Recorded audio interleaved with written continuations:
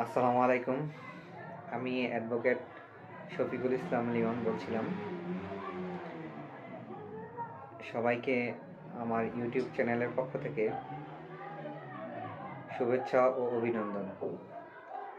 আপনারা সকল আইনগত পরামর্শ ও সেবা ও সহযোগিতা পেতে আমার চ্যানেলটি সাবস্ক্রাইব করে লাইক দিয়ে শেয়ার ও কমেন্ট করে পাশে থাকবেন।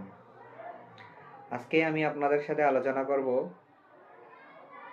আয়কর রিটার্ন দাখিলের সময় কি কি কাগজপত্র জমা দিতে হয়, অর্থাৎ আয়কর রিটার্ন দাখিল এবং এর বিশ্লেষণ সম্পর্কে আজকে আপনাদের সাথে আলোচনা করব। কারা কারা আয়কর রিটার্নের আওতায় এবং কি কি কাগজপত্র আপনাকে আয়কর রিটার্ন অথবা ট্যাক্স রিটার্ন দাখিলের সময় আপনার যে সকল তথ্য